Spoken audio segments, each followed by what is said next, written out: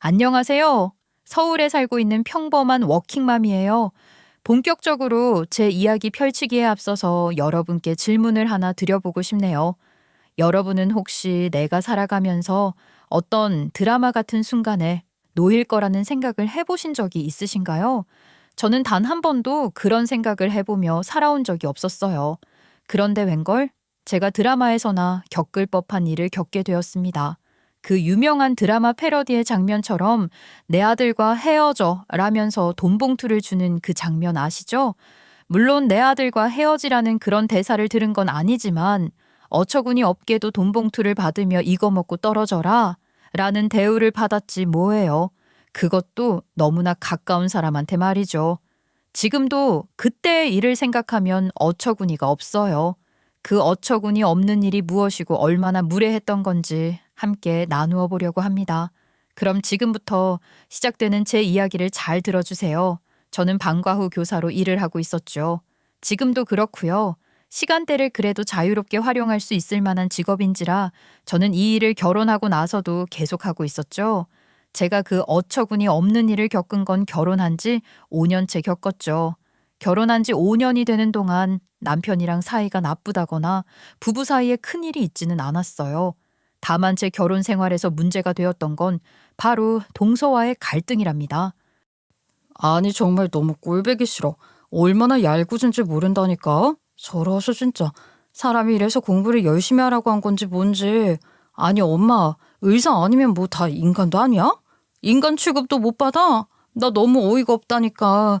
아이 그거 싸가지도 얼마나 없는지 몰라. 아이고 야, 그거 일일이 다 반응하면 너만 힘든 거야. 그냥 무시해 무시.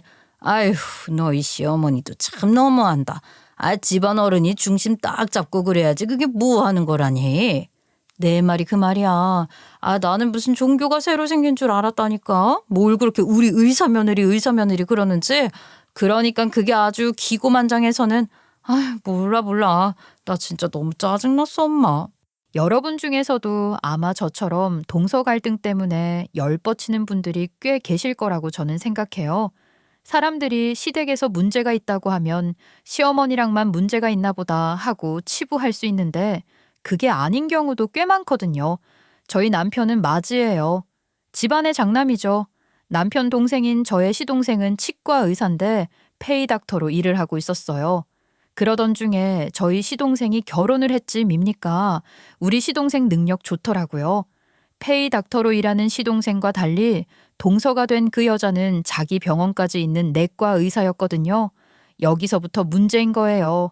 자기 병원까지 있는 의사 며느리를 봤으니 솔직히 시부모님 입장에서는 좋을 수밖에 없죠. 저희 시어머니는 그저 한박 웃음을 짓고 계셨어요. 한동안은 그놈의 의사 며느리 자랑한다고 온갖 모임을 다 나갔을 정도였으니까요. 하지만 시어머니 그때는 몰랐을 거예요. 당신이 그렇게 자랑하던 의사 며느리가 집안을 그렇게 뒤집어 놓을 줄 말입니다. 시어머니는 처음엔 자기 앞에 무슨 일이 펼쳐질지 아무것도 모른 채 동서를 편애했어요. 제가 속상하다 느낄 정도로 말이죠. 오죽하면 친정엄마한테까지 하소연을 했겠어요. 아니 그네 너는 센스가 이렇게 없어서 되겠니? 작은 애 얘가 이런 걸 해봤겠어? 공부 열심히 한다고 밤낮 없이 책상 앞에서만 있었을 텐데 이런 건 큰애 네가 알아서 배려를 해줘야지. 얘 아가 너는 이거 하지 말고 들어가서 좀 쉬어라. 응? 아니 너 그 뭐야 진료 보느라 하루 종일 마스크 끼고 있었을 텐데 집에서라도 숨 좀 돌리고 편하게 쉬어야지. 어머 정말요? 어머니 저 그럼 정말로 들어가서 쉴게요. 형님 좀 부탁드려요. 제가 일 도와드려야 하는 게 맞는데 오늘 하루 종일 진료 본다고 좀 힘들긴 했거든요. 아이고 얘 부탁은 무슨. 그네 얘는 학교 가서 그거 몇 시간 일하고 오는 거라 괜찮아. 아이 얼른 들어가서 좀 쉬어라. 저녁 먹을 때쯤 부르마. 얼른 쉬어. 어머니 저도 일하고 오면 힘들죠. 저 혼자서 이걸 어떻게 해요? 아이 그 뭐가 힘들어. 너 그거 몇 시간 애들이랑 놀고 오는 거잖니. 얘가 왜 이렇게 어른 닿지 못한 건 몰라. 저희 시어머니는 의사 며느리 생긴 게 그렇게 좋은 건지 그전에도 저한테 특별히 잘해주는 건 아니었지만 비교 대상이 생기니까 차별 대우 심하더라고요. 의사 며느리한테 엄청 신경 써주는 기분이랄까요? 그런 기분이 점점 확신이 된 건 사실이었죠. 시어머니의 차별은 정말 좀 심했어요. 맛있는 반찬 있으면 의사 며느리한테 더 주고 명절날 선물도 동선의 친정에 더 큰 걸 보내고 그러셨거든요. 제사 지낼 때도 저랑 시어머니 둘이서만 음식했어요. 왜냐고요? 시어머니 말하기를 의사 며느리인 동서는 바깥에서 마스크 끼고 진료 보느라 아주 애를 쓰셔서 쉬셔야 한다더라고요. 그런데 저도 아이들 돌보고 수업할 때 마스크 끼거든요. 별거 아닌 거라고 넘길 수는 있다만 이게 막상 그런 일을 당하면 쉽게 안 넘어가지는 건 사실이었어요. 어른스럽게 행동하라고요. 그럼 당신부터 먼저 어른스럽게 행동해야 하는 거 아니냐고요. 그 와중에 시어머니가 자기를 무슨 공주 떠받들듯이 해주니까 이 동서라는 게 아주 기고만장해지는데 아주 인내심의 한계를 테스트하는 것 마냥 사람을 제대로 열받게 하더라고요. 동서가 싹퉁바가지 없는 인성을 드러내기 시작하는데 그러면서 저를 아주 지하 아랫사람으로 여기더라고요. 제가 가만히 듣고 있겠어요? 똑같이 받아버렸죠? 동서는 그게 지금 그냥 아무 생각 없이 한 말이라고 나한테 말이 나와? 어머, 아니죠, 형님. 형님 지금 되게 오해를 하시는 것 같은데. 저는 그냥 정말 별 뜻 없이 한 말이거든요. 형님은 선생님들이 다 가르쳐 놓은 거 애들 뒤치다꺼리 하는 거네요? 이 말이 아무 뜻 없이 한 말이라고? 동서, 정말 그렇게 생각해? 그러면 내가 동서한테 대학병원에서 진급 밀려서 개인 병원 차린 거야? 라고 물으면 동선 괜찮아? 아니, 형님, 무슨 말씀을 그렇게 하세요? 왜? 왜 그렇게 기분 나빠해? 나도 별 뜻 없이 한 말이야. 동서 사람 되게 이상하게 만든다. 이게 기분이 나쁘면 동서도 앞으로 입 조심해. 주둥이 함부로 놀리지 말라고, 알겠어? 동서라는 여는 별 뜻 없이 한 말이에요. 라는 문장을 앞세워서 저한테 저딴 식으로 막말도 했네요. 서슴없이 말이죠. 아주 지가 의사라고 기고만장해서는 의사 아닌 사람은 동선연 눈에 인간으로도 안 보일 정도였다니까요. 어쩌면 저렇게 싸가지가 없는 건지 저는 그렇게 생각해요. 저런 미꾸라지 한 마리 때문에 환자들을 위해서 헌신하고 노력하는 의사들의 노고가 물거품 된다고 말입니다. 의사인 동서가 젖다구로 행동하는데 제 눈에 의사들이 좋게 보일 리가 있겠냐고요. 저 때 동서년 때문에 제가 아주 의사의 의자만 들어도 눈에 가자미 눈이 되었어요. 너무 싫어서 말이죠. 형수, 저희 집사람 때문에 속상하셨던 거 있으시면 저한테 말씀해 주세요. 제가 집사람 잘 단속할게요. 그래도 시동생은 여전히 착했어요.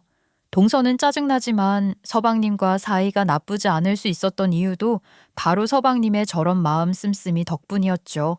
저기서 만약에 시동생까지 자기 와이프 감싸고 돌면서 사람 열받게 했다. 그럼 아예 안 보고 지냈을 겁니다. 얼굴 보고 지낼 이유가 없는 거니까요. 그래도 시동생이 저렇게 착하게 마음 쓰고 해서 제가 마음이 누그러질 때도 있었네요. 아니에요. 제가 남동생 결혼시켰다 생각하면 속이 좀 편하더라고요. 마음 써줘서 고마워요, 서방님. 저는 시동생이 제 동생처럼 느껴졌었어요. 처음 결혼했을 때 시댁에서 살면서 돈을 좀 모으다가 결혼 3년 차에 분가했었는데 시댁에서 살 때 시동생이랑 많이 친해졌었거든요. 누나와 동생 같은 사이랄까요? 시댁에서 살 때 서방님이 교통사고 당해서 퇴원 후 거동이 불편할 때 제가 도와준 적도 있었거든요. 그리고 시동생이 워낙에 착하고 배려심이 많아요. 자기 와이프가 싸지른 똥을 시동생이 수습하는 그런 상황이었죠. 시동생도 알았던 거죠. 자기 와이프가 싸가지를 밥 말아 먹었다는 걸 말입니다. 그래서 자기 와이프 때문에 제가 기분 상한 거 자기가 먼저 눈치채서 저한테 이따금 연락해서 저렇게 말하곤 했었죠. 솔직히 동서년 머리차에 휘어잡고 싶던 순간도 있었지만 시동생 보고 참았다니까요. 그런데 제가 그렇게 제 친동생처럼 아끼는 시동생한테 뭔가 일이 생기는 것 같았어요. 느낌이 팍 왔죠? 한 번은 치과 갈 일이 있어서 서방님네 치과를 갔었어요. 서방님한테 진료를 보겠다고 예약하고 가볍게 스케일링하러 갔는데 어쩐지 서방님 안색이 너무 안 좋은 거예요. 그 약간 그런 느낌 있죠. 사람이 갑자기 급체하면 얼굴이 하얗게 질려버리잖아요. 시동생이 급체를 했다는 건 아니고 안색이 그만큼 안 좋았어요. 진짜 좀 심할 정도로 말입니다. 왜 이렇게 사람이 초췌하지? 라는 생각이 바로 들 정도로 초췌해 보였거든요. 어머, 아니 서방님 무슨 일 있어요? 아니면 뭐 몸이 안 좋은 거예요?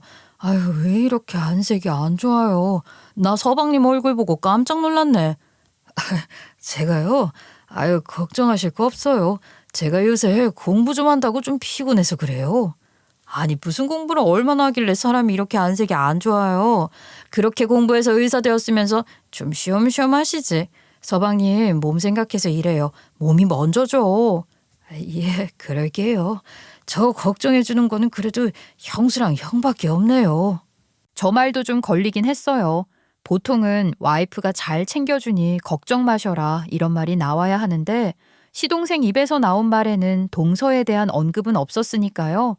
뭐 저 때는 왜 동서를 언급 안 할까 그런 생각을 깊게 하지는 못했어요. 그저 깜짝 놀라 어디 아프냐고 걱정스러운 말을 연신 내뱉을 정도로 시동생 안색이 안 좋았으니까요. 정말 괜찮은 거 맞냐 묻는 저의 말에 시동생은 그냥 어제 좀 잠을 못 자서 피곤한 거니 너무 걱정하지 말라고 하더라고요. 그래도 걱정이 사라지는 건 아니잖아요. 마음속으로 내내 시동생 안색이 너무 안 좋다. 이거는 보통 안 좋은 게 아니다 라는 생각을 하고 있었어요. 그렇게 스케일링이 끝나고 시동생한테 가보겠다고 말을 했죠. 제가 간다니까 또 착한 시동생 자리에서 일어나서 저한테 인사를 하려 한 거예요. 어머, 서방님. 어머머, 어떡해. 서방님.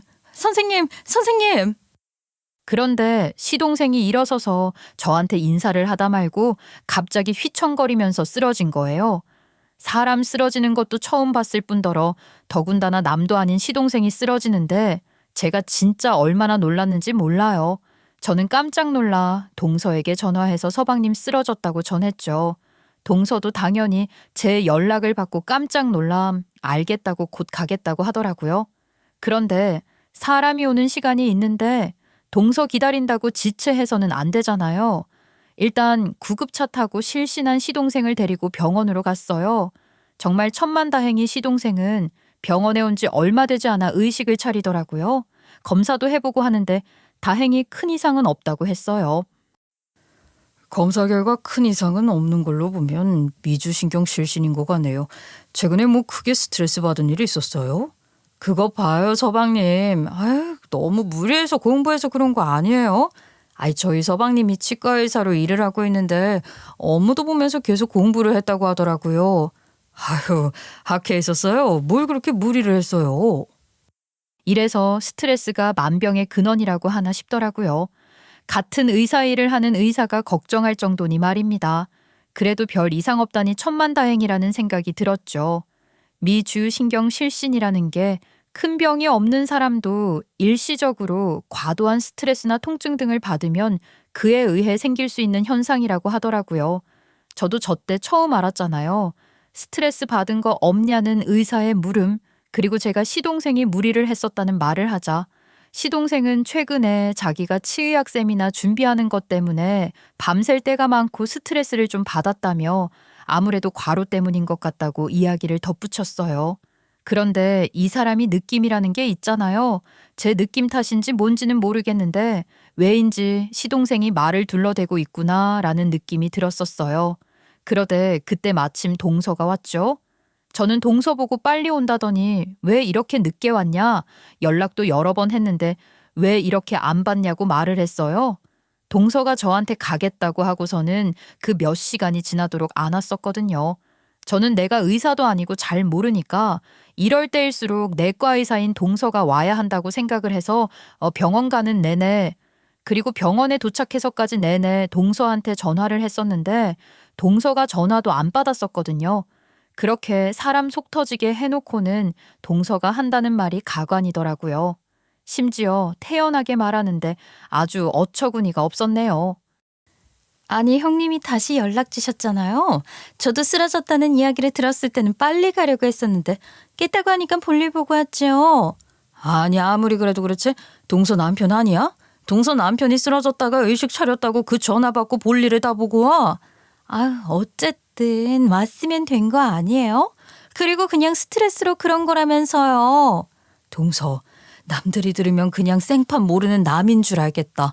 아이, 다른 것도 아니고 동서 남편이 쓰러진 건데 뭘 그렇게 강 건너 불구경하듯 말을 해? 강 건너 불구경하듯 말하는 게 아니라 형님이야말로 호들갑을 떠시는 거겠지요. 시동생이 의식을 깼을 때 동서한테 전화를 했었어요. 그런데 또 그때는 전화를 받더라고요. 전화 받고 괜찮은 거 알아서 일 다 보고 왔다고 하는데 진짜 얼탱이가 없더라니까요. 뭐 이런 경우가 있나 싶었어요. 지 남편이 쓰러졌는데 어쩌면 저렇게 태연하고 별일 아니라는 듯 하는 건지. 그런데 또 서방님이랑 동서 저보고 시어머니한테는 알리지 말라고 하더라고요. 시어머니 걱정하실 거 뻔하다고 말이에요.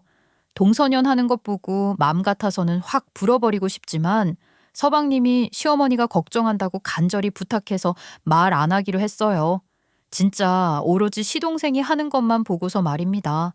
그렇게 한번 사건이 있고 얼마 있지 않아 명절이 되었어요. 명절 오전에 다 모였는데 동서 복장이 심상치 않네요. 어디 골프 치러 가는 복장인 겁니다. 설마 명절날 어디 골프 치려고 저런 복장을 입고 온 건 아니겠지 하는 생각이 들면서 불안불안하더라고요. 동서년이 또 핑계대고 지만 쏙 빠질까 봐서요. 당장이라도 그 복장은 대체 뭐냐고 물어보고 싶었지만 말이 좋게 안 나갈 것 같은데 시부모님도 계시니까 참았죠. 그런데 중간에 저랑 동서만 남을 타이밍이 생겼지 뭐예요. 시어머니가 장에 가서 고기 좀 더 사오겠다고 했는데 아들들이랑 오붓하게 장 보고 싶다고 해서 남편 차 타고 시동생 남편 어머니 이렇게 나갔거든요. 시댁에 둘만 남자 제가 동서 보고 명절날 골프웨어 입고 왔냐고 물었어요. 아니, 동서는 무슨 전 부치고 음식해야 하는데 골프 치러 가는 옷을 입고 왔어? 옷 다 버릴라. 그냥 편한 옷으로 갈아입어. 이거 딱 봐도 비싼 옷인 것 같은데 옷 버리면 아깝잖아. 아, 그래서 형님 아까부터 저 그렇게 힐끗힐끗 보신 거예요? 가만히 보면 형님도 참 속이 다 보이네요. 뭐? 아이, 그럼 명절날 음식해야 하는데 골프 치러 가는 옷 입고 온 게 안 이상해 보여? 난 동서가 음식하다 말고 어디 저기 골프 치러 가는 줄 알았지? 동서야말로 속이 다 보이네.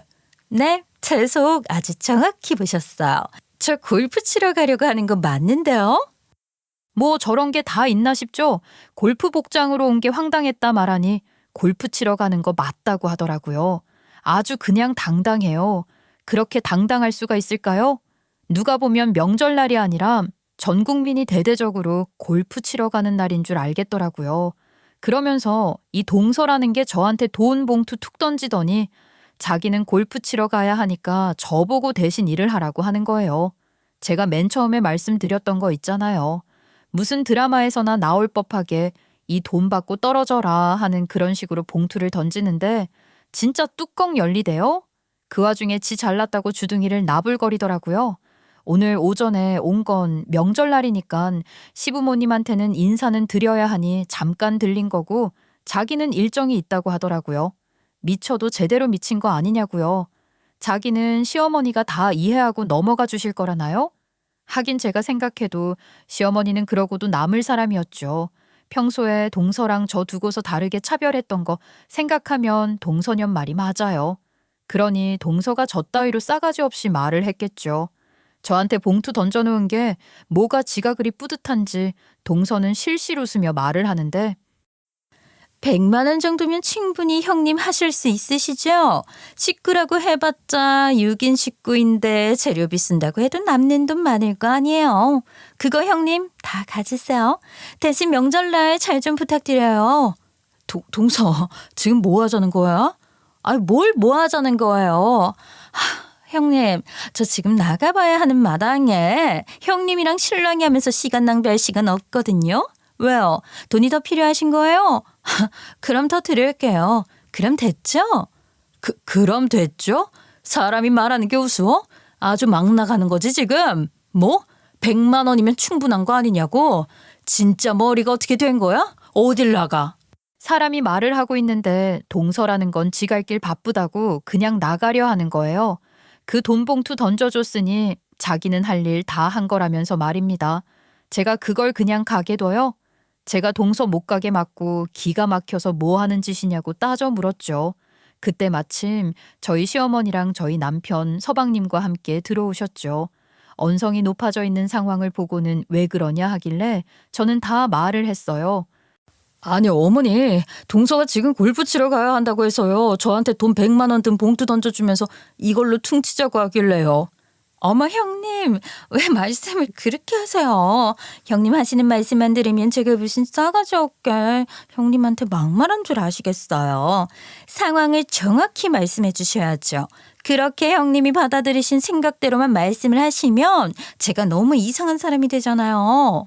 저거는 의사가 아니라 배우를 했으면 더 대성하지 않았을까 싶었습니다. 저는 동서 말 다 무시하고 다시 한번 정확히 짚어서 다른 시댁 식구들한테 다시 한번 말을 했어요. 동서가 지금 지 골프 치러 가야 한다고 나보고 돈 100만 원 받고서 혼자 일을 하라더라 하고 말입니다. 그러자 동서년 어이가 없다는 듯 웃더니 뻔뻔하게 거짓말을 하는 거 있죠. 어머니, 설마 제가 정말 그랬을 거라고 생각하시는 거 아니죠? 어머니, 제가 골프 치는 게 노는 게 아니라요. 저희 병원을 확장하려고 해서 투자자들을 만나는 거예요.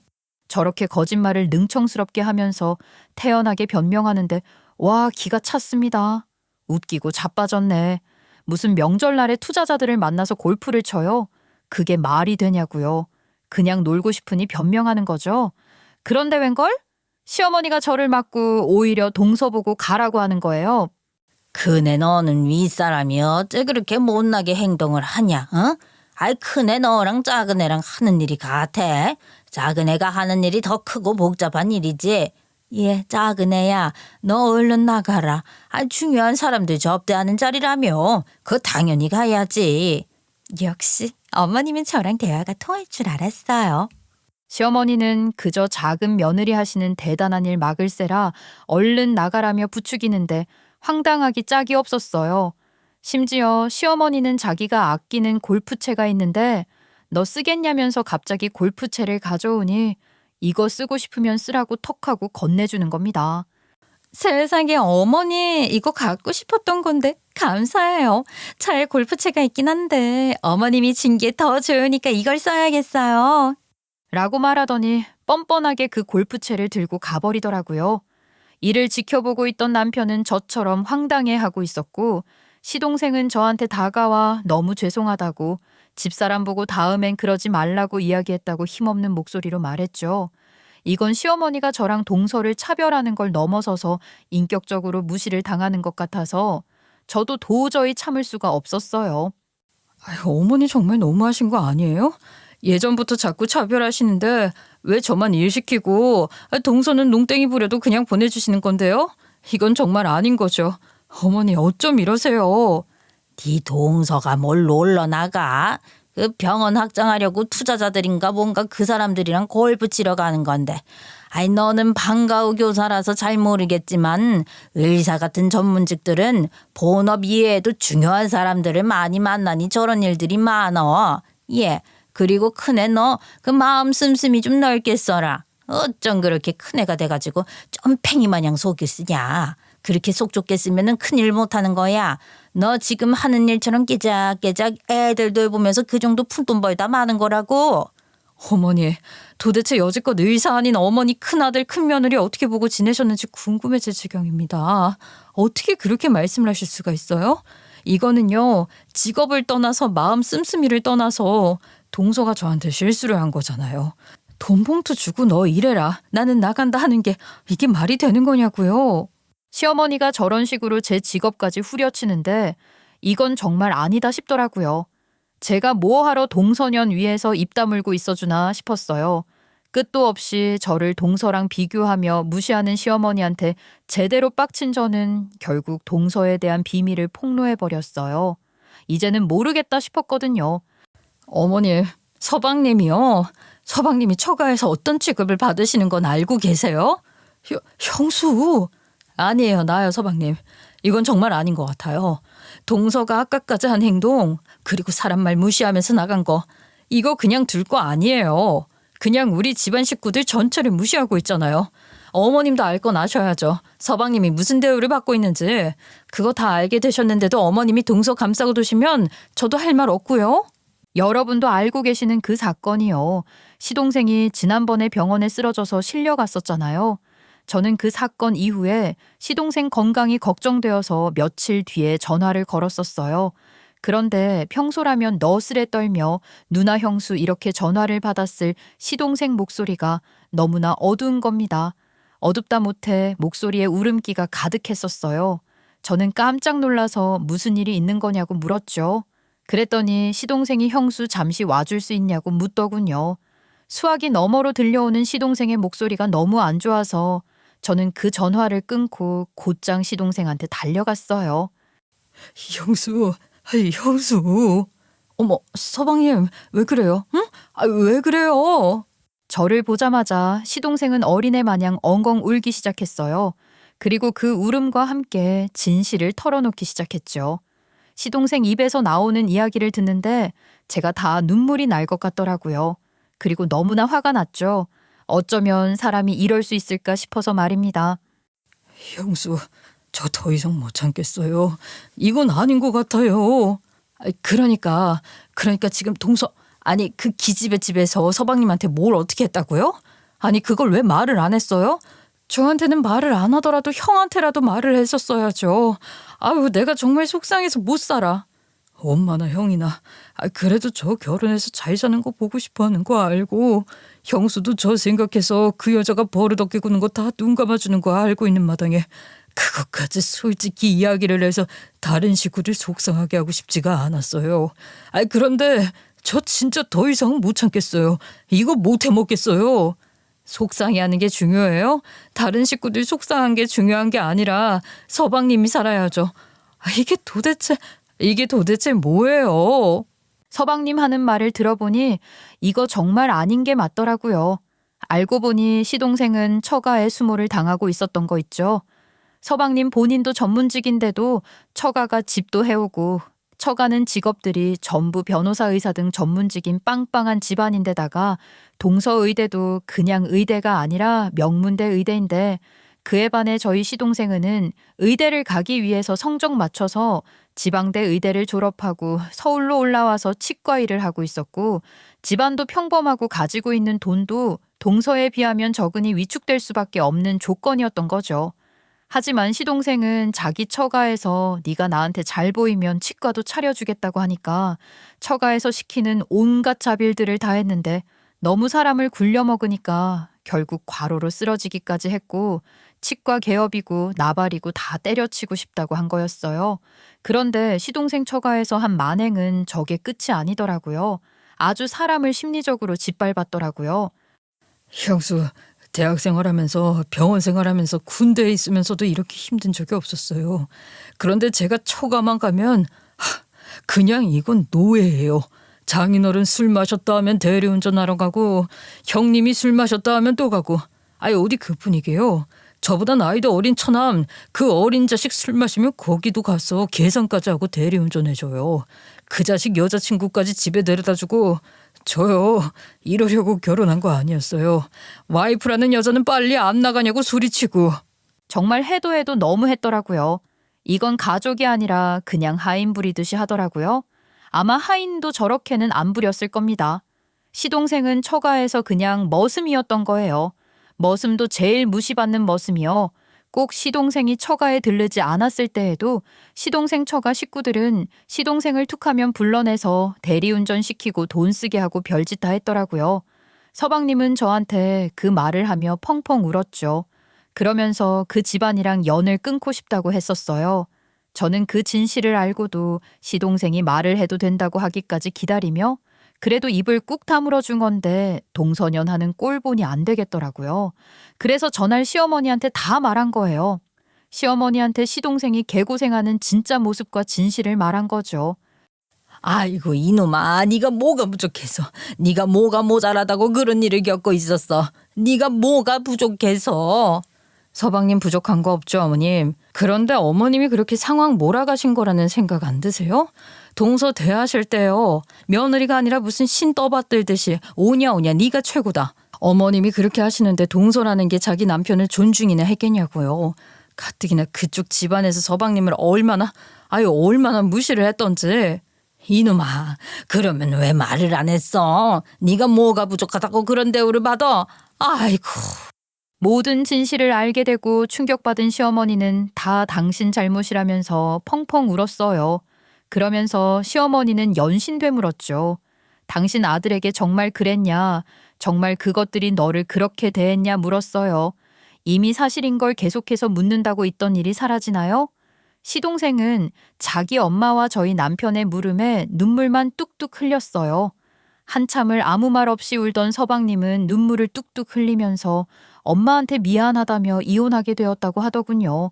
그리고 그때부터 대환장 파티가 시작된 거예요. 모든 진실을 알게 된 시어머니는 부글부글 끓었고 내가 조만간 그냥 가만히 안 두겠다고 말하더라고요. 정말 그 말의 살기가 느껴질 정도였어요. 그리고 시어머니는 아들을 위한 복수를 해나가기 시작했죠. 역시 엄마는 강하다는 걸 저 때의 일을 겪으며 제가 알았습니다. 너희들 다 저녁에 들어와라. 내가 할 말이 있으니까 들어와. 근데 너는 네 동서한테 아는 척하지 말고 그냥 너희 내외만 조용히 들어와라. 명절이 끝나고 2주 뒤 저랑 남편은 시어머니의 호출을 받고 밤에 모였어요. 워낙에 근엄하고 진지하게 말씀하시는 시어머니의 태도에 저나 남편은 그 어떠한 이유도 묻지 않고 시댁으로 찾아갔어요. 서로 굳이 긴 말을 하지는 않아도 시어머니가 엄청난 일을 벌이고 있다는 걸 알 수 있었죠. 그렇게 시댁에 들어섰고 시어머니는 저희 내외를 당신 앞에 앉혀두고서 핸드폰을 들었죠. 그리고 시어머니는 저희 부부 앞에서 동서한테 전화를 걸었어요. 신호가 얼마 가지 않아 시어머니의 전화기 너머에서는 아무것도 모르고 여우짓 하려고 또 어머니 이러고 전화를 받는 동서년의 목소리가 새어나왔죠. 너 제약회사랑 의료기기 회사한테 뒷돈 받아 처먹은 거 신고해서 폭로할 테니까 너 그렇게 알아라. 뭐가 어머니야? 네가 왜 나한테 어머니라고 하냐? 나는 너 같은 며느리 둔 적 없어. 시어머니가 저렇게 거세게 선언을 하셨어요. 시어머니가 그 말만 하고 전화를 끊었는데 그 뒤로 계속 전화가 불티나게 오는 겁니다. 동서한테서 말이에요. 시어머니는 연신 울려대는 당신 핸드폰을 빤히 바라보기만 할 뿐 그 전화기에 손도 대지 않으셨어요. 저랑 남편이 침을 꿀꺽 삼키고 시어머니를 바라보자 시어머니는 정말 차분한 목소리로 저희한테 말씀을 해주셨어요. 그년이고 그년 집안이고 아주 개판이더라. 그냥 그거 병원 운영하면서 제약회사랑 의료기기 회사랑 리베이트를 했지 뭐냐. 리베이트란 그 회사 약이랑 의료기기를 써주는 조건으로 돈을 받아 처먹은 행위를 말하죠. 동서가 리베이트를 한 거예요. 시어머니 주변 지인 아들이 제약회사 영업직이라서 동서한테 소개했는데 그 뒤로 오히려 주변 지인이랑 사이가 안 좋아졌다고 하더라는 거였죠. 지훈이 엄마가 하는 말이 아니, 자기도 아들한테 들어서 병원에 자기 회사 약 쓰게 하려면 의사한테 돈 쥐어준다는 건 알고 있지만 자네 며느리는 너무 심한 거 아닌가라고 하는데 아유 참 내가 어디 쥐구멍이 아니라 호숫가에 머리 쳐박고 싶더라. 시어머니가 얼마나 민망했겠어요. 그래도 시어머니는 그 사실을 알고 민망했지만 며느리니까 숨겨주고 있었던 겁니다. 근데 동서 집안에서 서방님한테 갑질을 했다는 걸 아니까 리베이트 한 거 더 이상 숨겨줄 이유가 없어진 거 아니겠어요? 그럼 당장에 뒤집어 엎자고 저희가 난리를 쳤죠. 하지만 오히려 시어머니는 조금만 기다리고 있으라고 하셨어요. 저희 남편이 진짜 가만 안 둘 거라고 난리를 쳤거든요. 남편은 시어머니가 그렇게까지 단호하게 말하니 일단 잠자코 있더라고요. 그런데 정말 기다려보라는 시어머니 말대로 30분 뒤에 초인종 소리가 들리더군요. 어머님 저예요 저. 제발 문 좀 열어주세요. 호랑이 굴에 제 발로 들어온 뱀새끼라고 해야 할까요? 그렇게 지 돈 믿고 지 직업 믿고 뻐기던 동서가 비굴한 소리를 내며 나타난 거였어요. 시어머니는 문을 열고 동서를 들여보냈죠. 동서는 현관에 들어오자마자 안절부절 아주 가시밭이었을 겁니다. 시어머니는 세상 냉정한 눈으로 동서를 보며 말을 했어요. 너네 집안에서 귀한 내 아들 괴롭히지 않았냐? 아 왜 말을 못해? 너 그 잘난 주둥이 나불거리는 거 잘하잖아. 천하의 이런 나쁜 년. 너도 그거 알고 있었으면서 모른 척한 거 아니야? 어떻게 그러냐? 어? 어머니, 저는 그거 모르는 일이었어요. 저 정말로 몰랐어요. 제가 그걸 알았으면 당장 저희 집 식구들한테 난리를 쳤죠. 설마 아니 제가 정말로 그이가 그렇게 취급당하는데 가만히 있었을 거라고 생각하시는 거 아니죠, 어머니? 저 정말 그이 사랑해요. 그러니까 결혼을 했죠. 어머니, 전 정말로 이 일이랑 상관없어요. 아이고, 너는 의사하지 말고 어디 가서 연기나 하지 그랬냐? 어? 어쩌면 그렇게 주둥이만 벌렸다 하면 거짓말일까? 너 말이다. 사람이 그렇게 기만하고 네가 갖고 놀려고 굴면 안 되는 거야. 알아? 네가 몰랐어? 네가 몰랐다고? 어디서 인연이 내 아들이랑 나를 가지고 놀려고 그래. 동서는 이전과 다르게 자기를 냉대하고 밀어내는 시어머니한테 싹싹 빌면서 사과를 했어요. 하지만 그년이 그거 진짜로 사과하는 거겠어요? 그냥 지네 집안 난리 날까봐 사과하는 척 하는 거겠죠. 그런데 웬걸? 그렇게 저랑 동서를 차별하기 바빴던 시어머니가 제 편을 드네요. 시어머니는 동서를 향해 말씀하셨죠. 네 형한테도 사과하라고 말입니다. 저한테도 그동안 건방지게 군거 사과하라고 동서한테 그렇게 말씀을 하시는 거예요.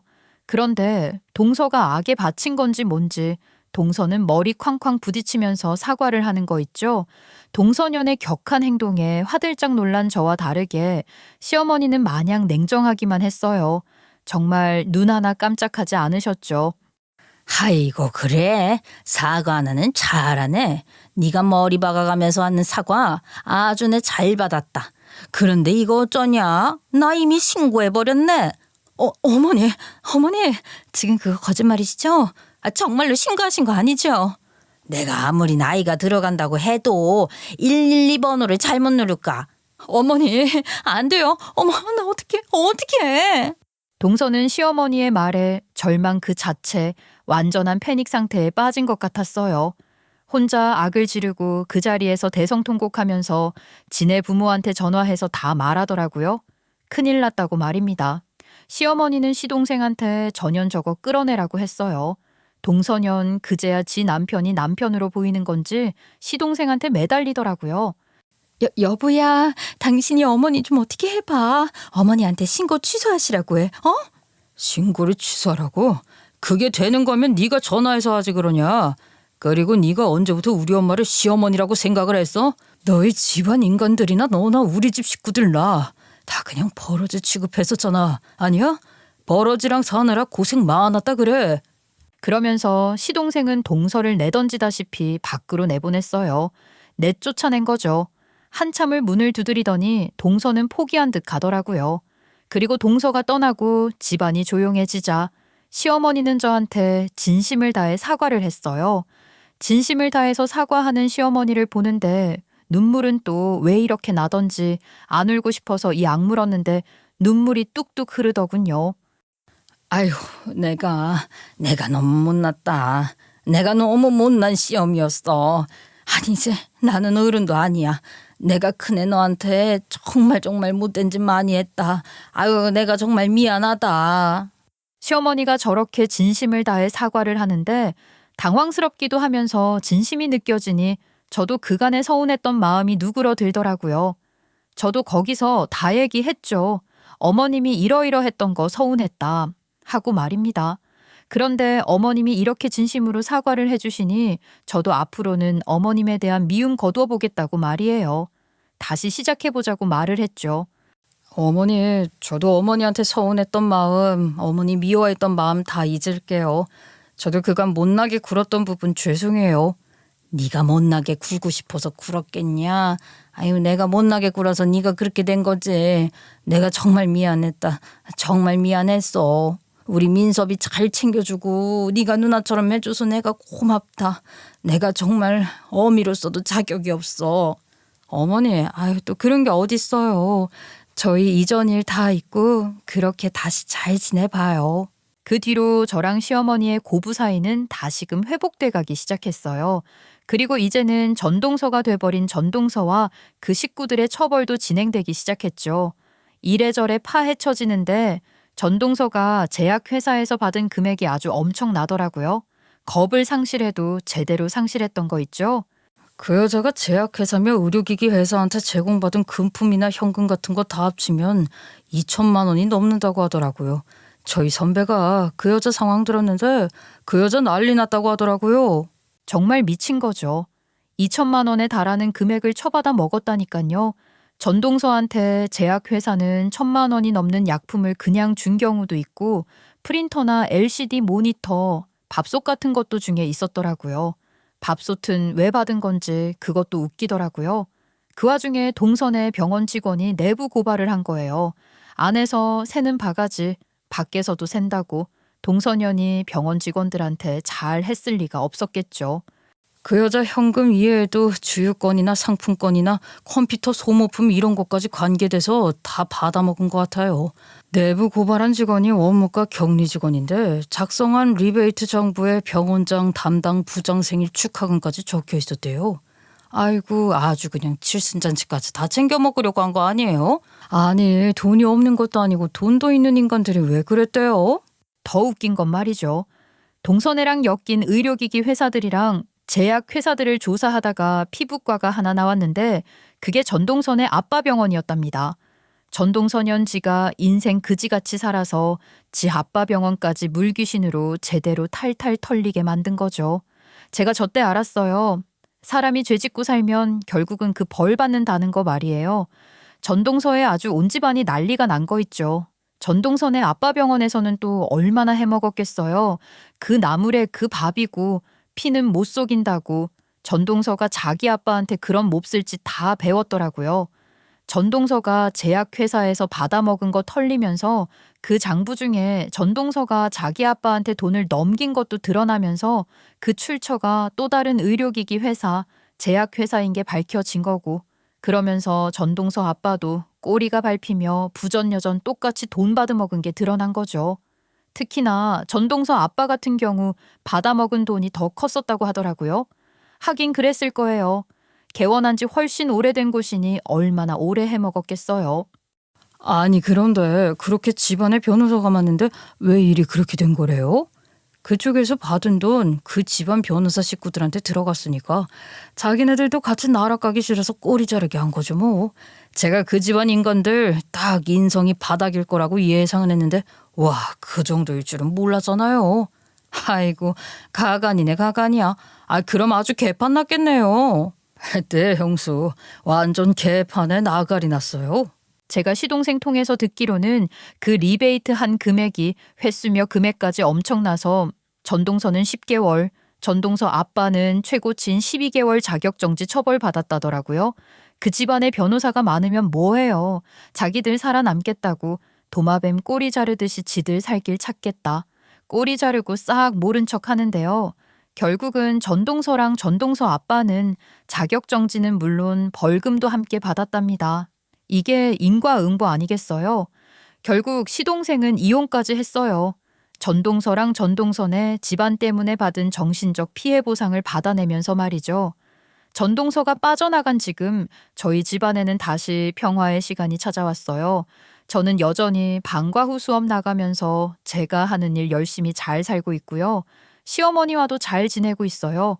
이제는 시어머니랑 저랑 서로 그때그때 느낀 거 이야기하고 감정 공유하면서 어떠한 앙금도 만들지 않으려 노력 중이거든요. 특히 시어머니가 저를 정말 많이 존중해주고 계시고요. 그래서 저도 시어머니를 존중하는 중이에요. 나이를 떠나서 이거야말로 정말 좋은 상호작용이 아닌가 싶어요. 이런 게 바람직한 가족 간의 소통이지 않을까 싶기도 하고요. 여러분은 어떻게 생각하시나요? 저는 오늘 제 이야기를 들으시는 여러분도 인과응보의 무서움 그리고 가족 간의 소통의 중요함을 저와 함께 알게 되었으면 해요. 그리고 이렇게 긴 이야기와 저의 인생살이를 함께 공감해 주시고 들어주셔서 그것도 정말 감사드립니다. 그럼 이 수다쟁이는 이제 말 그만하고 이야기를 끝낼게요. 더운 날씨 건강 조심하시고요. 늘 행복하세요.